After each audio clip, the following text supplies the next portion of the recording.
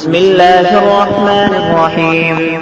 الحمد لله رب العالمين، والصلاة والسلام على سيد الأنبياء والمرسلين وعلى آله وصحبه أجمعين. أما بعد، فإن أصدق الحديث كتاب الله، وأحسن الهدي هدي محمد صلى الله عليه وسلم، وخير الأمور عبادمها، وشر الأمور محدثاتها، وكل محدثة بدعة، وكل بدعة ضلالة، وكل ضلالة في النار.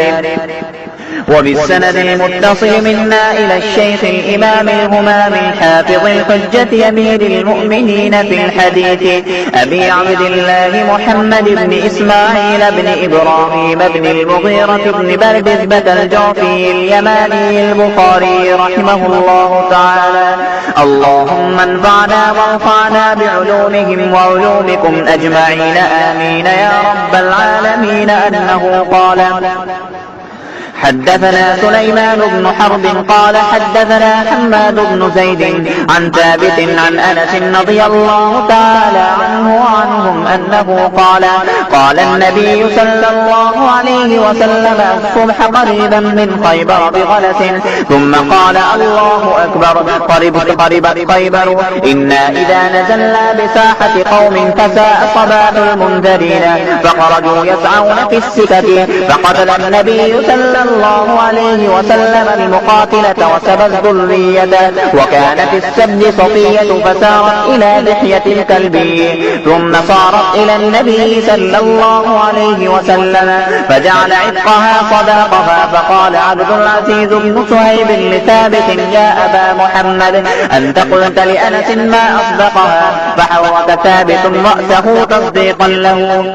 وبه قال حدثنا آدم قال حدثنا شعبة عن عبد العزيز بن صهيب قال: سمعت أنس بن مالك رضي الله تعالى عنه وعنهم أنه يقول: سبى النبي صلى الله عليه وسلم صفية فاعتقها وتزوجها. فقال ثابت لأنس رضي الله تعالى عنه: ما أصدقها؟ قال: أصدقها نفسها فاعتقها. بسم الله الرحمن الرحيم.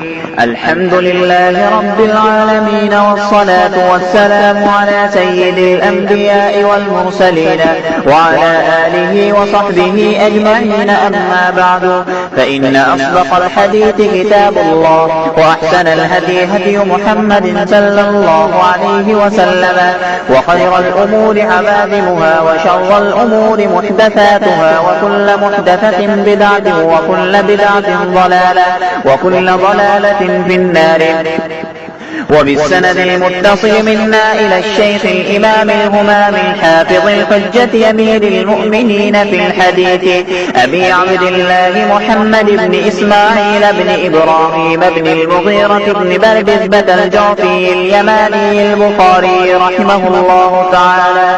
اللهم انفعنا وانفعنا بعلومهم وعلومكم أجمعين، آمين يا رب العالمين. أنه قال: حدثنا سليمان بن حرب قال حدثنا حماد بن زيد عن ثابت عن أنس رضي الله تعالى عنه وعنهم أنه قال: قال النبي صلى الله عليه وسلم: الصبح قريبا من خيبر بغلس، ثم قال: الله أكبر، قربت خيبر، إنا إذا نزلنا